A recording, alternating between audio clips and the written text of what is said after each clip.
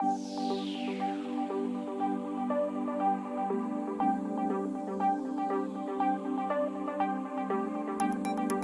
grand plaisir à vous présenter la nouvelle solution Sage BI Reporting.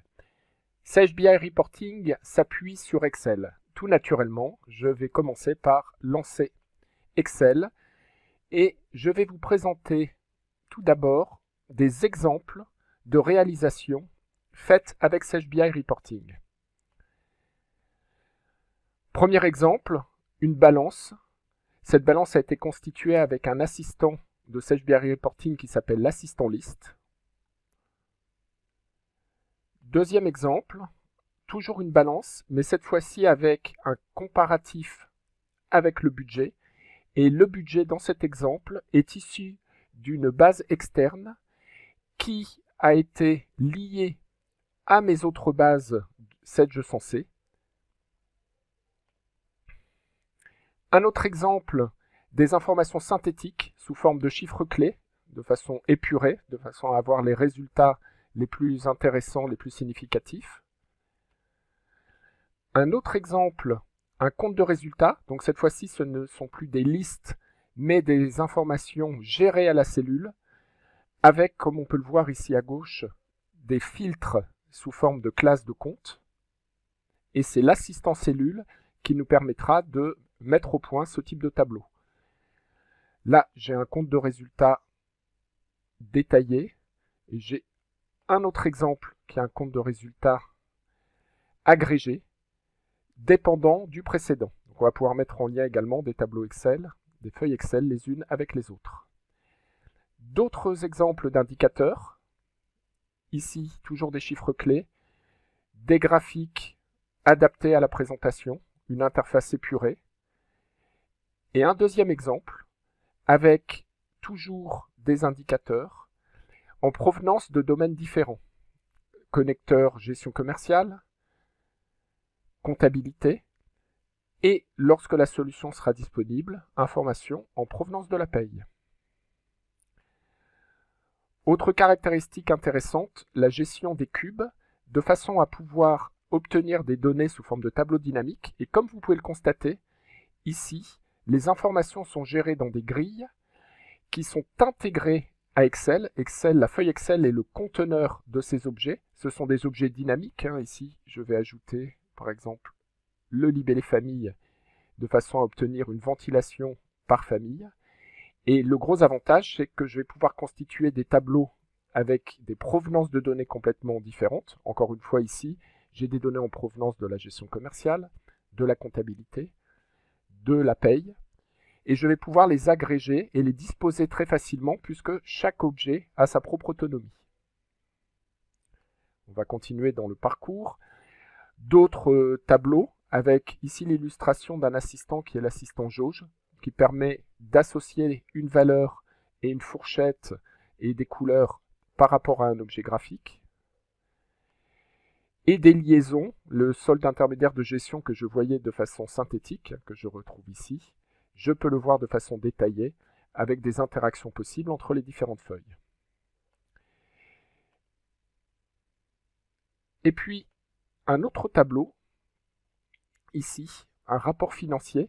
Celui-là est intéressant, je vais revenir tout à l'heure dessus, parce qu'il me servira à illustrer la méthode ou une des méthodes nous permettant de récupérer des états existants créés avant Sage BI Reporting. Par exemple, cet état créé en ayant copié et collé les valeurs directement dans Excel, pour le transformer en tableau Sage BI Reporting et donc avec des valeurs agrégées de façon automatique et dynamique. Après ce préambule, nous allons entrer dans le vif du sujet et je vais vous montrer progressivement comment nous pouvons facilement requêter dans les données et créer les différents tableaux de bord, les différentes restitutions. Pour cela, je vais lancer Excel et je vais prendre un nouveau classeur vierge. J'arrive sur une page blanche et ma première opération va consister à me connecter à Sage BI Reporting. Vous voyez ici l'onglet Sage BI Reporting. Je vais demander d'ouvrir une session et je vais me loguer avec mon compte qui sera soit un compte d'administrateur de la solution, un utilisateur complet qui aura le droit de créer des états de les mettre à disposition, ou un utilisateur de consultation, en sachant que si je suis utilisateur de consultation, les droits définis par l'administrateur pourront aussi restreindre ma consultation à certaines données. Je me connecte. Et la barre des icônes et des fonctionnalités complètes de Sage BI Reporting apparaît ici. Alors avant de commencer à utiliser des assistants, je vais juste faire un petit tour sur la droite pour vous indiquer que la solution Sage BI Reporting est totalement intégrée à l'offre Sage Sensei, est des modèles de tableau, va nous permettre d'accéder à la page d'aide du centre d'aide en ligne Sage Sensei, avec un espace dédié à Sage BI Reporting, de façon à pouvoir récupérer tous les éléments de la version freemium, ainsi que les états de cette version freemium, mais aussi de consulter toutes les documentations et de récupérer aussi des états standards disponibles pour la version complète. Et cette page Sage BI Reporting est un sous-élément de la page d'aide générale de cette Sensei, où on retrouve la comptabilité, moyens de paiement, gestion commerciale. On retrouve ici Sage BI Reporting. Un autre point intéressant est la possibilité, à partir de la nouvelle version Sage Sensei, de pouvoir déposer les suggestions, chaque utilisateur, ou vous-même allez pouvoir accéder au centre de suggestions et proposer des nouvelles idées d'évolution de produits, ou voter pour des suggestions déjà proposées par d'autres personnes. Donc, si je vais sur le centre de suggestions, ici pour l'instant le forum n'est pas encore ouvert, c'est un forum privé, je m'authentifie, et j'arrive contextuellement dans l'espace de suggestions de Sage BI Reporting, depuis lequel je vais pouvoir consulter l'évolution des différentes suggestions, vous voyez celle-ci, qui a été ouverte au vote, et je peux contribuer et voter, ou je vais pouvoir aussi proposer une nouvelle idée de suggestion dans Excel, etc. Poster une nouvelle idée, catégorie Sage BI Reporting, et là, je décris mon idée, et je poste ma suggestion. Donc Sage BI Reporting est véritablement une solution intégrée dans l'offre Sage Sensei. Maintenant, nous allons découvrir les assistants et voir comment nous allons pouvoir requêter les données. Premier exemple, l'assistant cellule. Je veux agréger des informations et les restituer dans une cellule. Pour cela, je me positionne sur la cellule souhaitée et je clique sur Assistant cellule. L'assistant s'ouvre. Je vais sélectionner un modèle. J'ai ici accès au connecteur comptabilité gestion commerciale. Je vais prendre gestion commerciale et dans gestion commerciale, on va prendre le modèle des ventes. L'ensemble des champs disponibles pour ce modèle apparaît. Vous voyez que les champs sont structurés et hiérarchisés par rapport à des familles et à l'intérieur un certain nombre de champs, ce qui va faciliter la sélection des champs. Et nous verrons tout à l'heure comment nous pouvons amender ce contenu, ajouter des nouveaux champs, retirer des champs, ajouter des champs calculés, remplacer des termes info libres par des véritables libellés, etc. Dans mon exemple, je souhaite pouvoir renvoyer un chiffre d'affaires prévisionnel de devis. Donc je vais aller dans la partie montant, je vais prendre le chiffre d'affaires. Je vais prendre le type de document puisque c'est un modèle Sage Sensei gestion commerciale, donc nous bénéficions de l'organisation de la gestion commerciale. Type de document, nous allons choisir que nous souhaitons filtrer sur le devis. Et puis, dans la partie période, je vais prendre l'année. Et pour l'instant, je vais mettre en dur une année, 2017. J'ai déterminé ici dans la partie filtre, un filtre sur le type de document devis pour l'année 2017. Et j'ai demandé la somme du chiffre d'affaires. Je valide. Et je récupère mon résultat dans ma cellule. Vous voyez qu'ici, la formule qui me permet d'obtenir ce résultat a été ajouté. Je vous rassure, vous n'aurez jamais besoin d'aller travailler directement dans la formule puisque vous pouvez à tout moment retourner dans l'assistant pour modifier des valeurs ou modifier des critères. Je vais aller un petit peu plus loin. Là, on a vu que j'avais mis le filtre en dur. Je voudrais donner un peu d'interaction à ma feuille et profiter de cellules. Je vais utiliser une cellule année ici, puis on va en ajouter une autre mois. Et je vais maintenant remplacer la constante qui est ici par la valeur de ma cellule. Donc ici, j'ai la cellule B3, qui est B3 pour l'année. Je vais aller chercher dans la période le mois. Je vais procéder de la même façon. Je valide. Et si maintenant j'accède à cette cellule et que je double-clique, j'ai automatiquement les données disponibles pour cette cellule. Donc là, on va prendre 2017. Je vais aller dans le mois et je vais aller sélectionner une période. 3, 4, 5. Je valide. Et vous voyez que maintenant j'ai un résultat qui dépend de deux critères, année et période de mois. Et grâce à ça, avec tout un ensemble de cellules supplémentaires, l'utilisateur pourra interagir avec les résultats pour obtenir des restitutions facilement sans que lui-même ne soit obligé d'aller dans les assistants. Ce qui correspond au profil des utilisateurs consultation, les utilisateurs consultation n'ayant pas accès aux assistants. Donc ça, c'est le premier exemple, assistant cellule. Nous allons poursuivre avec un autre assistant qui est l'assistant liste. Dans mon exemple, je souhaite récupérer toujours dans le domaine de la gestion commerciale pour les ventes des informations sur mes produits avec les quantités vendues, le chiffre d'affaires associé. Et puis sur mon chiffre d'affaires, je souhaite pouvoir ajouter une présentation supplémentaire, nuance de couleur. Et vous voyez qu'ici, directement depuis les assistants, nous pouvons bénéficier de fonctions disponibles aussi dans Excel, mais que je peux choisir en même temps que je conçois ma requête.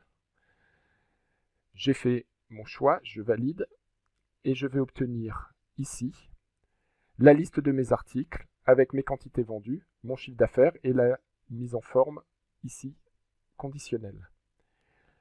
Bien évidemment, je suis actuellement sur une base qui est la base bijoux que vous connaissez tous.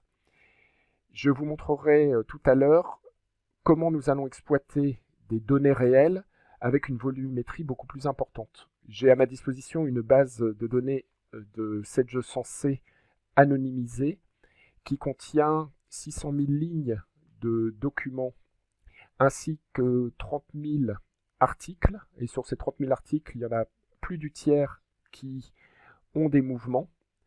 Et bien évidemment, je ne vais pas ressortir cet exemple avec mes 10 000 articles qui sortent les uns derrière les autres au niveau d'Excel.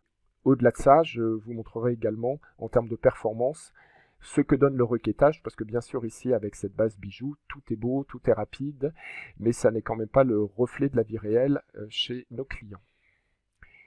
Je reviens au niveau de mon assistant et je vais compléter en ajoutant un libellé famille que je vais positionner au début.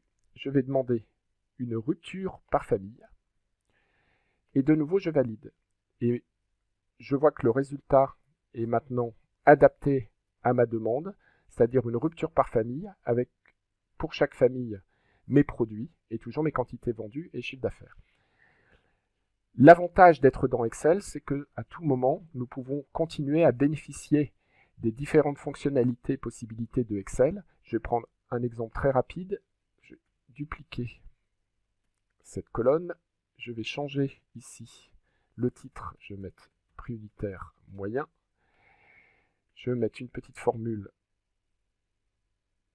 de division du CA par les quantités. Étendre ça sur ma colonne. Donc là, je suis vraiment sur du fonctionnel totalement autonome au niveau d'Excel, mais le gros avantage, c'est que si, par exemple, ici, je fais des simulations de quantités, qu'est-ce que représente mes ventes si j'avais ce type de volume de quantité, et que je veux revenir à la réalité, en cliquant sur l'icône recalculer feuille, automatiquement les cellules vont être recalculées et tous les calculs induits définis dans des formules Excel seront naturellement adaptés. Donc à partir d'un assistant, nous allons avoir la possibilité d'étoffer la présentation, ajouter des calculs, ajouter des colonnes, des lignes, etc., tout en bénéficiant toujours de la fonction de recalcul. Une interrogation classique des utilisateurs est de pouvoir connaître la composition des éléments qui permettent d'obtenir un résultat. Là, par exemple, j'ai 84 760 et je voudrais avoir du détail sur ces 84 760. Pour cela, j'ai un autre assistant qui est l'assistant détail et cet assistant va me permettre de définir une représentation du détail des enregistrements qui m'ont permis d'obtenir ce résultat. J'ai une présentation avec un axe de restitution, la partie en tête, la partie ligne, la partie colonne et la partie des mesures. Donc là, par défaut, automatiquement, j'ai le chiffre d'affaires qui est venu s'ajouter. Je vais prendre la référence article. Je vais aller chercher les quantités vendues. Et puis, je veux avoir des précisions sur les mois. Donc, côté colonne, je vais choisir la partie mois. Et je vais maintenant demander d'exécuter, sauvegarder mon détail, lui donner un nom. On va prendre ici détail ligne. Ça, c'est la partie sauvegarde. La partie exécutée, la voici. J'ai ma représentation du détail. Alors, on retrouve bien ici mon 84 760 à cet endroit-là. Mais j'ai ici la composition pour cet article gravure de l'ensemble des quantités vendues par mois avec les montants correspondants. Et le gros avantage, c'est que maintenant, si je souhaite avoir le détail d'un autre produit, par exemple ici, le détail de ces 12 756, j'irai dans les favoris, retrouver mon détail que j'ai enregistré tout à l'heure, détail ligne, et j'aurai aussi le détail de l'information pour la cellule souhaitée. Alors tout à l'heure, nous avons vu une liste de produits par chiffre d'affaires, mais bien évidemment, si l'ensemble de mes produits représente 10 000, 20 000 enregistrements différents, je ne vais pas ressortir ça dans mon tableau Excel, je vais plutôt sortir des informations synthétiques. Et c'est là que souvent on fait intervenir des tops, un top 10 du chiffre d'affaires par client ou de la marge par client, ou un top 3 de meilleurs articles vendus, etc. Donc, pour pouvoir réaliser les tops, je vais toujours utiliser l'assistant liste. Je vais aller ici un petit peu plus vite. En allant choisir au niveau de mes articles la référence, la désignation. On va prendre le chiffre d'affaires. Par contre, sur le chiffre d'affaires, je vais changer l'ordre de tri pour demander un tri décroissant et demander qu'il soit en position 1 de tri, de façon à avoir mes articles triés par ordre décroissant de chiffre d'affaires. Et pour m'éviter de retourner l'ensemble de mes articles et avoir la logique d'un top, je vais aller dans les options, demander l'affichage partiel et par exemple, demander uniquement les 10 premiers articles. Et j'ai bien le résultat attendu. Mes produits triés par ordre décroissant de chiffre d'affaires avec un top 10 des produits. Je peux rendre mon top plus interactif. Ici, si je mets un titre top N, que je retourne dans mon assistant, dans les options, et qu'à la place de la constante 10, je viens sélectionner une cellule. On va prendre cette cellule-là. J'aurai la possibilité de préciser dans ce champ le nombre d'enregistrements souhaités. Un top 5, mais aussi bien un top 20. À ce stade, je suis toujours sur la base Bijou. Je vais en profiter pour vous montrer comment réagit SageBI Reporting avec la base que j'évoquais tout à l'heure, donc mes 600 000 lignes et mes 30 000 articles. Donc pour cela, je retourne dans mon assistant. J'ai un filtre implicite qui avait été défini sur la société Bijoux. Je viens sélectionner et je vais aller prendre à la place de Bijoux la base 2 Go. J'en profite pour vous signaler que par défaut, la solution SageBI Reporting est multi-société. Grâce à un outil qui s'appelle l'outil de déploiement, vous allez pouvoir choisir par connecteur, donc pour la comptabilité, gestion commerciale, trésorerie, mobilisation, là où les bases de données que vous voulez exploiter. Et vous pourrez ensuite, au niveau des états, soit définir des préfiltres, c'était le cas que j'avais un préfiltre sur la base de Bijoux, soit au choix demander que les données soient consolidées pour l'ensemble des sociétés. C'est toujours la valeur étoile qui est utilisée pour les filtres. Donc si j'ai étoile, je vais avoir les données consolidées de ces deux bases, soit choisir telle ou telle base ou un ensemble de bases, puisqu'on est en multi-sélection. Donc ici, je vais juste choisir ma base 2 Go. Je valide. On voit ici l'information du recalcul. Vous voyez, c'était un petit peu plus long naturellement que Bijoux, mais ça reste tout à fait acceptable au vu de la volumétrie des informations. Alors, je vais changer ici pour qu'on se rende compte de nouveau. Je vais prendre un top 5. Voilà, là on voit la barre de statut qui nous indique que le traitement est en cours et j'ai le résultat. Donc pour agréger 600 000 lignes, pour les observateurs, vous aurez pu remarquer que pour les besoins de la démonstration, j'ai été vite, donc je n'ai pas refiltré sur le document en cours, je n'ai pas filtré sur l'année, ce qui veut dire que ma restitution ici, j'ai agrégé des pommes et des poires, mais j'ai totalisé tous les chiffres d'affaires de tous les documents de toutes les années de ma base. Donc véritablement, quand je parle de 600 000 lignes de documents, ce sont bien 600 000 lignes qui ont été agrégées. Et ces performances sont obtenues parce que la partie client, la partie ici SageBI Reporting dans Excel, va envoyer des demandes à SQL, au serveur SQL, sous forme de requêtes qui seront créées dynamiquement. Et c'est le serveur SQL qui va se charger d'effectuer ces calculs, ces agrégations, ces tops, ces regroupements, avec de la syntaxe SQL tout à fait classique, du top, du groupe, etc. Et va renvoyer uniquement les résultats. Ce qui fait que, bien que j'ai un gros volume de données, mon poste client et mon Excel n'est pas saturé avec le volume de toutes ces lignes de documents, puisqu'il ne reçoit que le résultat. Voici ici un exemple de top. Et nous allons voir un troisième assistant. Alors rassurez-vous, je ne vais pas vous montrer l'ensemble des icônes, on va s'arrêter ici à l'assistant cube. Et dans cet exemple, je vais toujours aller dans la gestion commerciale, dans les ventes. Je terminerai par de la comptabilité, ne vous inquiétez pas. Et je ne vais plus travailler sur les articles, mais sur les clients. Et je vais demander pour mes représentants et pour chaque représentant, pour les clients, pour le chiffre d'affaires, une ventilation par année.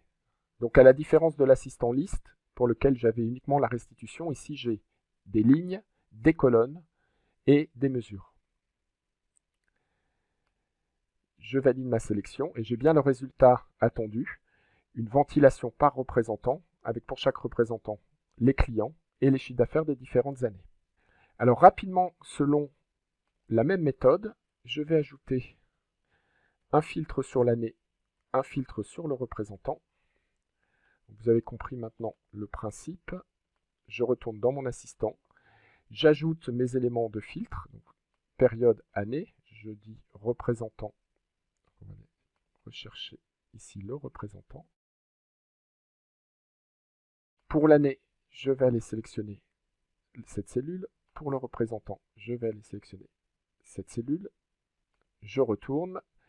Je viens qualifier et on va prendre par exemple uniquement les années 2016 et 2017. Et puis, nous allons prendre quelques représentants. Voilà, donc j'ai maintenant mon tableau filtré sur 2 années avec la ventilation par représentant.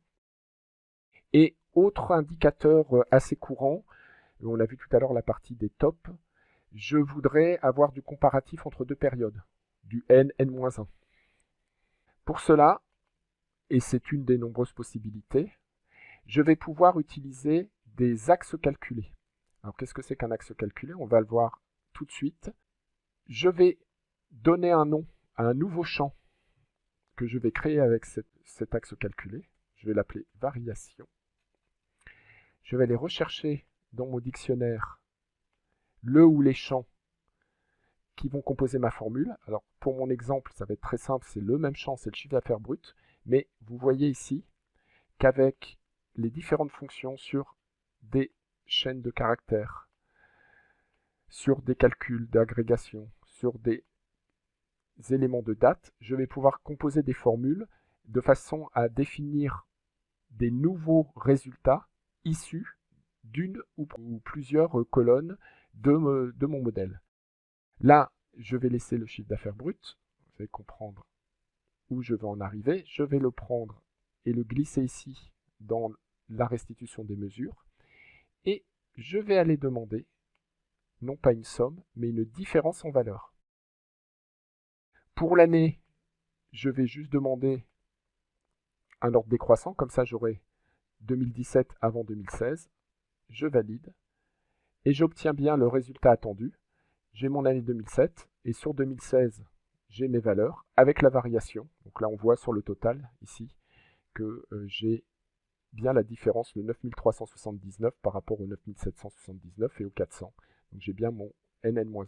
Si j'avais mis ma variation en pourcentage, j'aurais eu la même information en pourcentage. Une autre fonctionnalité très pratique, c'est la ventilation. Et cette possibilité va aussi être exploitée par les automates utilisés pour la diffusion d'état. J'ai ici un regroupement de 2 années sur 3 représentants et je souhaiterais de cette restitution me générer une feuille par année ou me générer une feuille par représentant. Eh bien ça se fait de façon très simple. À partir du moment où on a défini des critères de filtre, il suffit de se positionner sur un critère, l'année, et de cliquer sur l'icône ventilation. Et là, automatiquement, 2 feuilles vont être créées, une pour chaque année, avec les informations contextuelles à l'année. Vous voyez qu'ici, le filtre est passé à 2016, alors qu'ici, le filtre est passé à 2017. Et si je veux appliquer la même logique sur le deuxième filtre, les représentants, c'est pareil, je fais ventilation. Et je vais avoir ici l'ensemble des éléments pour mes représentants. Là, ils n'ont pas forcément, voilà, ici j'ai des résultats. Éclatés. Et de la même façon, lorsqu'on va vouloir automatiser des envois, vous avez déjà un aperçu des possibilités puisque je pourrais automatiser par exemple tous les soirs un envoi par email à mes différents commerciaux avec le chiffre d'affaires de leur journée, sachant que chacun recevra uniquement la feuille le concernant et pas les informations des autres. Alors je vous avais promis qu'on allait faire aussi un petit peu de comptabilité et pour cela, je vais quitter mon classeur vide, je vais reprendre mes exemples de tableau de bord présentés au début de la démonstration et je vais retourner sur le rapport financier. Vous vous rappelez, j'avais présenté ce tableau pour illustrer une des méthodes permettant facilement de partir d'un tableau existant et le transformer en tableau SECH-BI Reporting. Alors, je vais utiliser un gabarit pour que ça soit plus clair et qu'on voit bien la différence. J'ai ici un gabarit où je n'ai aucune des valeurs renseignées. J'ai par contre à gauche, pour les lignes, des filtres sur des classes de compte. J'ai en colonne des mois, sachant que ici le mois se duplique dans les différentes valeurs que j'ai ici. Mais ça, c'est uniquement du Excel. Et je vais commencer par renseigner et qualifier ma première cellule. Alors pour ça, j'ai utilisé un assistant qu'on a déjà vu, c'est l'assistant cellule. Je me reconnecte puisque j'ai chargé un autre classeur. Je vais demander l'assistant cellule et je vais cette fois-ci aller dans la comptabilité, choisir le domaine, le modèle Grand Livre Général. Et je vais commencer par définir mes filtres. Alors j'ai deux filtres, un filtre ici mois et un filtre ici classe de compte.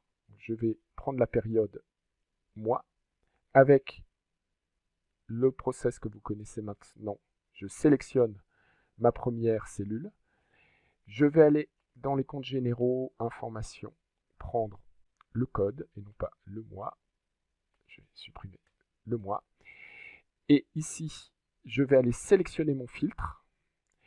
Et dans la restitution, je vais récupérer le solde de tenue de compte et valider. Et là, j'ai l'assistant cellule qui me renvoie la valeur. Maintenant, le gros avantage, c'est qu'au lieu de devoir refaire à la main la même opération pour toutes mes cellules, je vais pouvoir automatiser le traitement. Et ce traitement va être suffisamment intelligent pour me détecter les types de cellules non concernées, pour ne pas aller m'écraser ce type de cellules, où j'ai ici par exemple du libellé, avec une formule.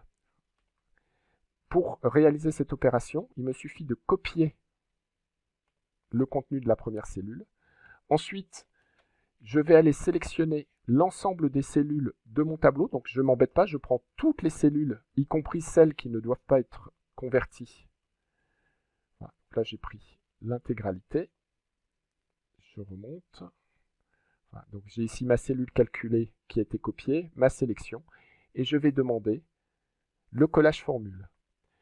Et automatiquement, SageBI Reporting va me répliquer les formules, mais uniquement pour les cellules qu'il a reconnues comme étant concernées, et laisser inchangées les autres cellules. Et cette fois-ci, j'ai bien, on voit ici les différentes formules, les formules contextuelles par rapport à mes informations de filtre ici et d'année. Alors si je change l'année et que je mets le mois, pardon, que je mets le mois de février, j'ai ici mes données qui ont été automatiquement mises à jour. Voilà, là on voit pour le mois de mars. Et ainsi, vous voyez qu'il est très simple, à partir d'assistants cellules, à partir d'une organisation où on a prévu des filtres, de pouvoir rendre interactif un ensemble de cellules à l'intérieur d'un même tableau. Maintenant que j'ai conçu de beaux tableaux, ou en tant qu'utilisateur consultation, que j'ai rafraîchi des tableaux existants avec des données, je souhaite enregistrer mes tableaux, ou je souhaite les partager, les envoyer par email. Bien évidemment, les fonctions d'Excel classiques existent. Je vais pouvoir demander d'enregistrer sur mon disque ou sur le réseau mon classeur Excel. Mais je vais pouvoir aussi bénéficier de l'espace documentaire de SageBI Reporting, dans lequel je vais pouvoir hiérarchiser par des noms de dossiers des rubriques dans lesquelles je vais pouvoir stocker un ou plusieurs tableaux. Et les fonctions qu'on voit ici, d'ouverture d'un document, d'enregistrement, sont des fonctions qui vont me permettre d'aller écrire mes tableaux, stocker mes tableaux, non pas directement sur disque dans des répertoires, mais dans la base de données SageBI Reporting. Les tableaux seront stockés sous forme de données binaires dans la base SQL et seront ainsi disponibles pour l'ensemble des utilisateurs SageBI Reporting selon les droits qui leur auront été accordés. Mais je retrouve également des fonctions sous forme d'icônes directes ici, de façon à m'éviter d'aller dans ce menu. La première étant la fonction Drive, où ici, je vais visualiser l'espace documentaire dont j'ai parlé, qui est organisé avec un certain nombre de dossiers. Alors selon les droits, on va pouvoir créer des nouveaux dossiers, les renommer et les supprimer.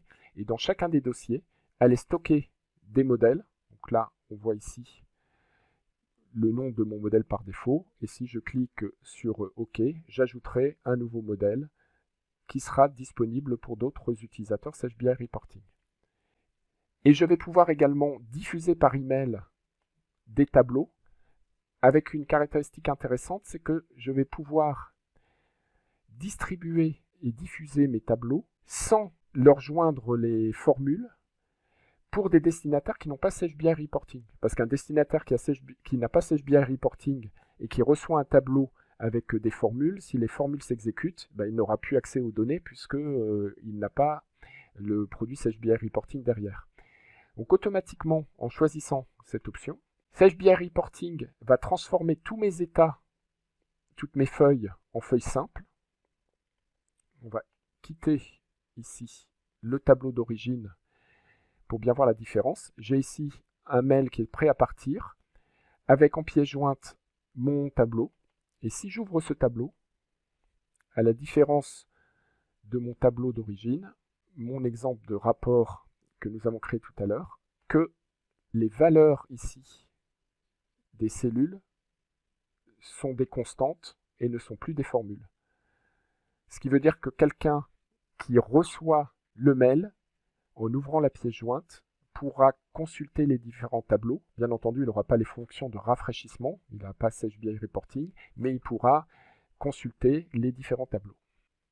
J'ai évoqué tout à l'heure la différence entre un utilisateur complet et un utilisateur consultation. Je vous montre très brièvement ce qui se passe lorsqu'on est utilisateur consultation. Je me connecte à SageBI Reporting, j'ouvre ma session. Là, je suis utilisateur, mon login c'est Olivier. Et je vois qu'à la différence de tout à l'heure, j'ai une barre d'icônes plus restreinte.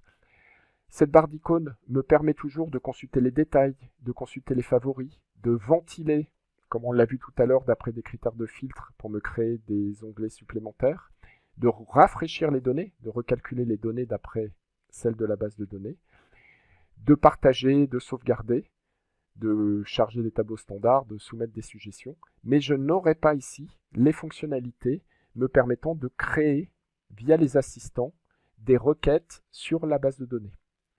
À noter également qu'un utilisateur consultation peut consulter les états sans avoir Excel. Il y a une option qui est le player, qui est une solution permettant d'émuler une grille Excel et de consulter l'ensemble des feuilles d'un classeur Excel, de rafraîchir les données, et ce sans avoir besoin d'Excel et de Office sur son poste.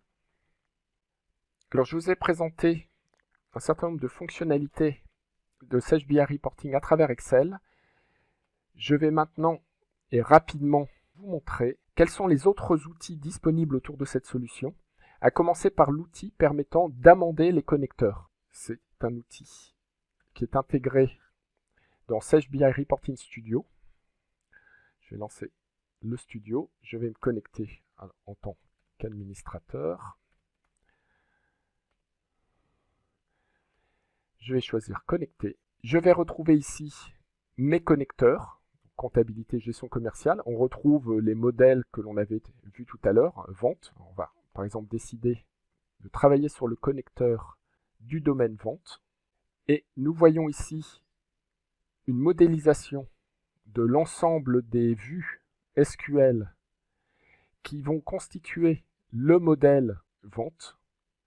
Et ce qui est surtout intéressant, en cliquant ici en bas sur l'onglet dictionnaire, je vais retrouver le dictionnaire des données tel que je le voyais dans les assistants. Donc on retrouve ici les chapitres avec à l'intérieur les différents champs. Il y avait les chapitres montants où j'avais pris le chiffre d'affaires brut, période où j'avais sélectionné l'année, les détails articles, etc. Ici vous avez à gauche la représentation de tous les champs sous forme de vue. Donc là on retrouve l'ensemble des champs du domaine vente. Et il sera possible, à partir de cet outil, de modifier le comportement de champ. Alors il y a un certain nombre de fonctionnalités. Changer le type de champ, à utiliser avec prudence bien entendu. Mais aussi modifier le champ. Là on voit que le champ est issu d'une vue qui s'appelle vvente ligne, on a le champ CA hors taxe brute. Mais je vais pouvoir, avec un certain nombre d'instructions SQL, ici, définir une représentation du champ sur mesure. Je vais pouvoir aussi décider de masquer un certain nombre de champs. C'est une colonne qui s'appelle visible. Et ici, en cochant décochant les cases à cocher, je vais pouvoir décider que tel ou tel champ ne doit pas apparaître, parce que pour mon client, certains champs n'ont pas d'importance, n'ont pas de signification ou sont inutilisés. Et ça, c'est un gros avantage car ces connecteurs sont mis à jour régulièrement. L'outil dispose d'une mise à jour automatique online des connecteurs, mais bien évidemment, les personnalisations sont conservées. Et dans ces personnalisations sont inclus le fait de rendre invisibles des champs, parce que si vous supprimez un champ, ce qui est possible aussi, le risque est qu'à la prochaine version du connecteur, le champ réapparaisse puisqu'il fait partie des champs standards. Donc en utilisant cette logique de visibilité, il est possible de masquer des champs. Autre point intéressant, à partir du moment où SageBI Reporting bénéficie de l'option tout connecteur signifie que vous avez tous les connecteurs 7 champs disponibles. Donc actuellement, comptabilité, gestion commerciale, trésorerie, immobilisation, à venir GPAO. Mais que vous avez aussi la possibilité de créer de nouveaux connecteurs. Par exemple, des connecteurs sur des données externes qui ne sont pas Sage censées. Et vous allez pouvoir également définir des traitements, des workflows, pour alimenter les données de ces éléments externes.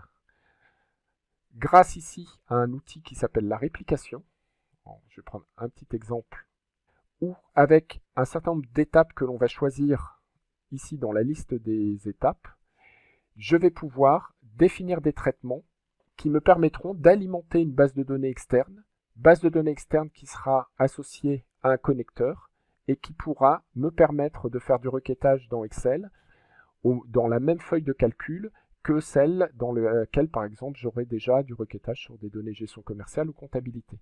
Donc là, dans cet exemple, on considère que régulièrement, ma base externe est alimentée d'après un fichier texte. Donc, dans les règles qui ont été définies, on va purger la base. On va ensuite extraire les données du fichier texte. Alors, chaque étape a un certain nombre d'options. Donc là, on va prendre rapidement ici les champs, et c'est un petit fichier tout simple qui contient un champ compte, un champ année, un champ montant. Je vais ensuite mapper mes données de mon fichier texte avec les données de ma base externe, avec des possibilités de pouvoir définir des formules. Donc de mes 3 champs de mon fichier texte, je vais alimenter 4 champs, dont le 4e est un calcul, les 2 premiers caractères du compte pour alimenter la colonne classe. Et puis, je vais ensuite demander d'envoyer ça dans la table SQL de ma base externe.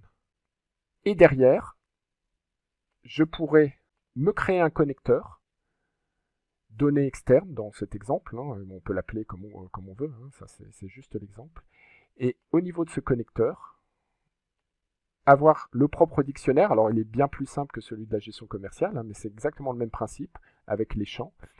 Et à partir du moment où ce connecteur existe, je pourrais, dans les assistants Excel que nous avons vus tout à l'heure, choisir ce connecteur supplémentaire. Il sera aussi possible d'importer et d'exporter des connecteurs. Bien évidemment, l'import des connecteurs est conditionné par l'autorisation de la clé de licence, c'est-à-dire que si un client a SageBI Reporting comptabilité, si on importe le connecteur gestion commerciale, ce sera refusé. Par contre, ça donne la possibilité de prendre par exemple le connecteur 7 gestion commerciale, de l'adapter pour en faire un modèle spécifique à un certain nombre de clients, et pour chacun des clients, via la fonction d'import, d'importer ce connecteur qui viendra remplacer ou s'ajouter au connecteur existant. Vous avez ici une partie sécurité que j'ai également très rapidement évoquée.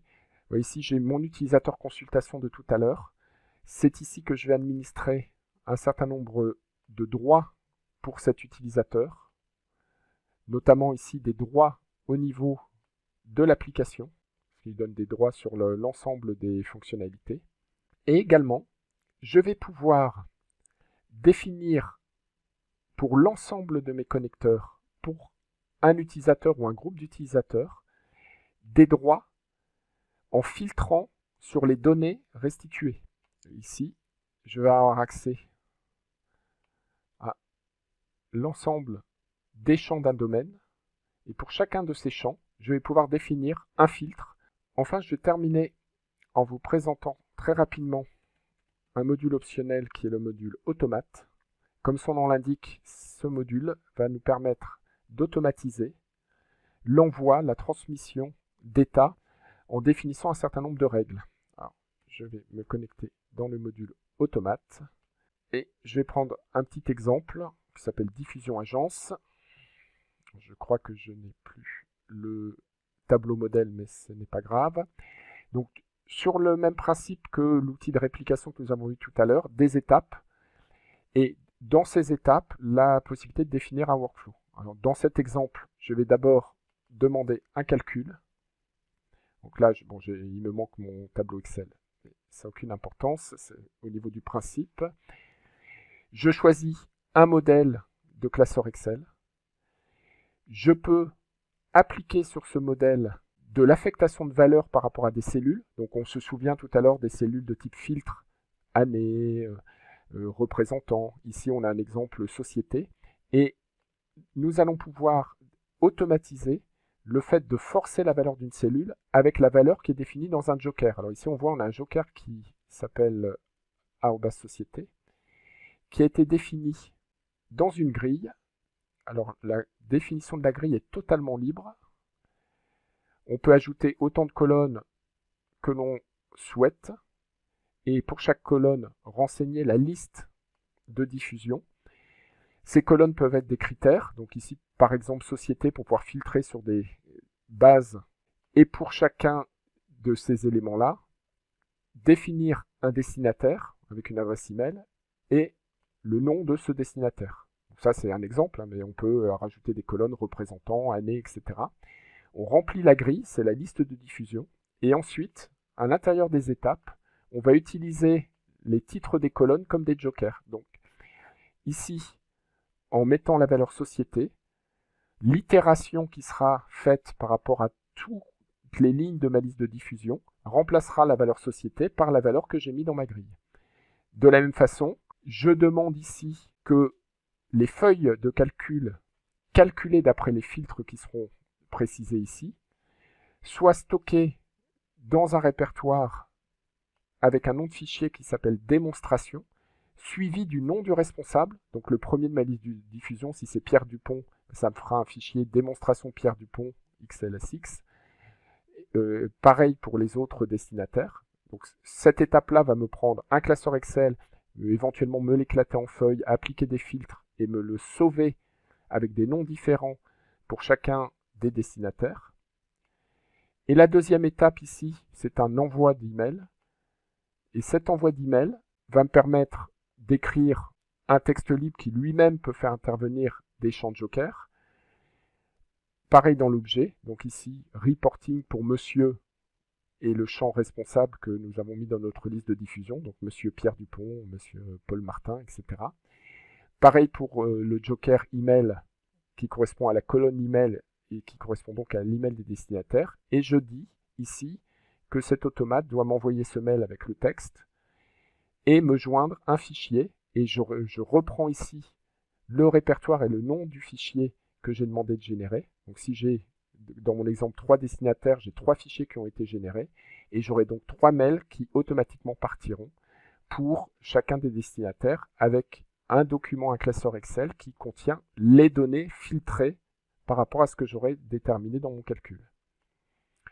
Et puis tout ça, naturellement, on va l'automatiser pour le lancer à intervalles réguliers avec la planification.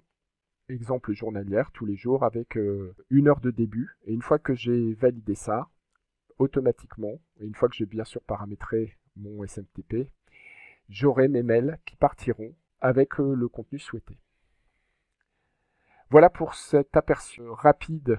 Et vous aurez compris que je ne pouvais pas vous présenter de façon plus approfondie dans le temps imparti tous les modules additionnels. Je vous remercie de votre attention et je vous dis à très bientôt avec CHBI Reporting.